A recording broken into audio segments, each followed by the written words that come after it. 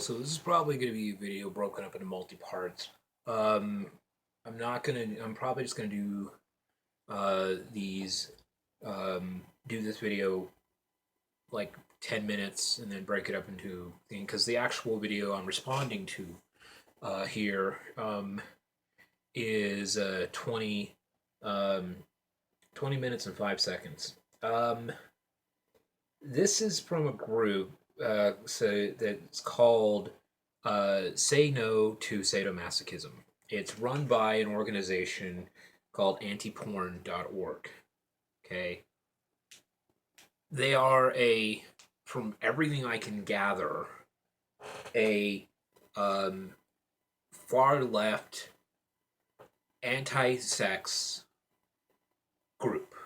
They are anti porn, anti anything that, I mean, yeah, we can talk about the serious issues, but this is a lot of what they're talking about is non-starters.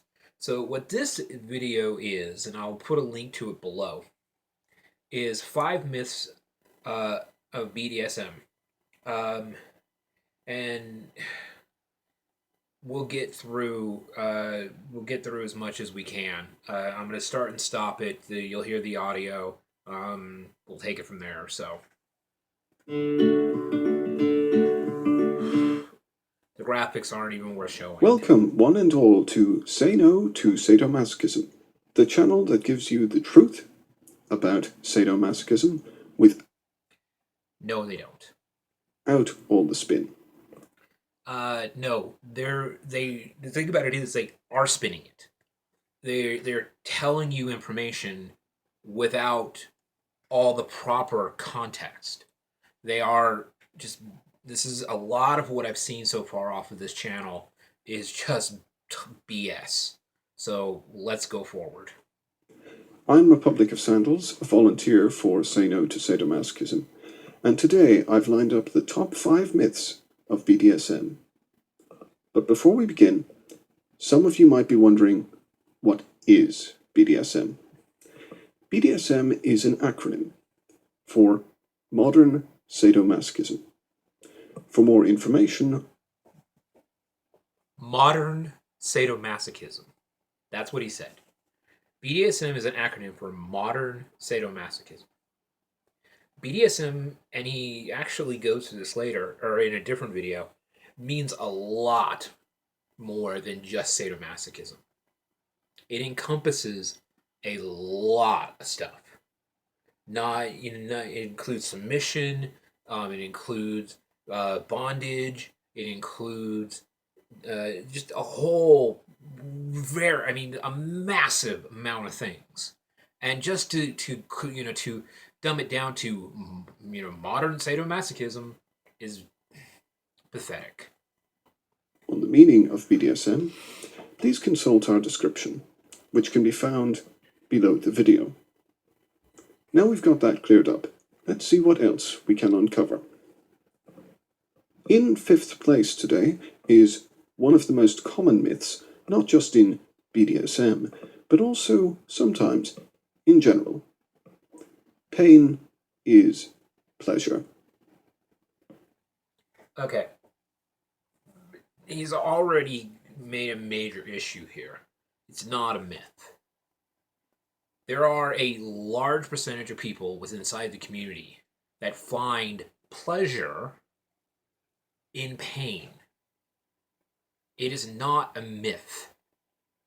There is a large percentage of people who enjoy pain.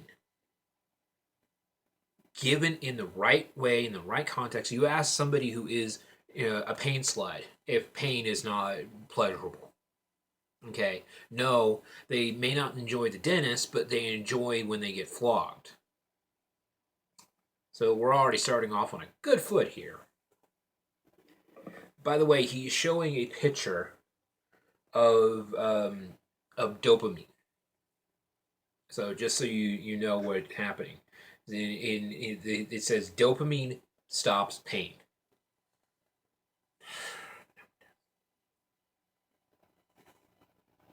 Though the word pleasure can mean different things to each of us, in chemistry it's often related to a chemical called dopamine. Dopamine is considered to be a very useful chemical in helping our brains function properly. Yes. It's best known for its effects of reducing how much sensation we perceive, including pain. Dopamine is so effective at treating all forms of physical discomfort, our brains release it as a reward for our achievements, giving dopamine and pleasure an inescapable relationship with success. Okay. He's already disproven his point by his own argument right there. Dopamine is something that if it's done, if you get it, it can be pleasurable. So if you are getting pain and your body is releasing dopamine, you can receive pleasure from that pain via the dopamine. And something else massive. Okay? All you gotta do is look up runner's high. But he doesn't even touch on that. To increase our chances of survival and conceiving children, dopamine is triggered following physical exercise and during sex. Although, like many things, dopamine has exceptions, like when it's released to alleviate pain, rather than leaving us in agony. However, maybe Oh. He completely destroyed his own argument by just going, yeah, whatever.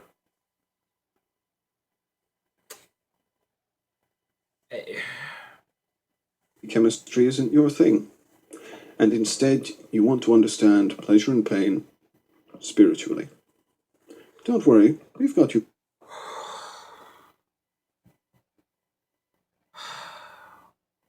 Yeah.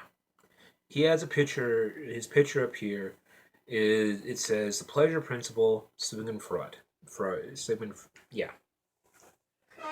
Here's the deal. The argument he's about to make is fallacious. Because what I consider pleasurable and what you consider pleasurable are different things. I play with people who enjoy pain. It is pleasurable to them. Therefore, his argument he's about to make totally falls flat on its face. Covered. Dr. Sigmund Freud explained how humans relate to sensation through what he called the pleasure principle, which states, in a world without responsibilities, human beings would dedicate all of their time to finding pleasure and avoiding pain. Dr. Okay. Besides the fact that Freud has been discredited multiple times on multiple things, what he's arguing is, yes, we would try to avoid things that are painful, but if pain is pleasurable, then it's not painful. His argument falls flat on its face here. Freud saw this as a healthy and vital part of being human. Which, by the way, psychologists, other modern psychologists who have studied BDSM, have actually come to the conclusion that we, on average, are healthier mentally than the majority of society because we're honest with ourselves. We're honest about who we are and what we are, and that's something that you can't do if you're not if you're not being truthful to yourself. If pain is something that you get pleasure out of, then it is considered pleasure. Under the Freud model, BDSM works perfectly. He's acting as if it's an antithesis to that model. So, I think I'm just going to break these up into one because I'm already 10 minutes in. So I'm going to do these one at a time and just post them. So that was argument number 5. Next one will be 4. Be well and safe.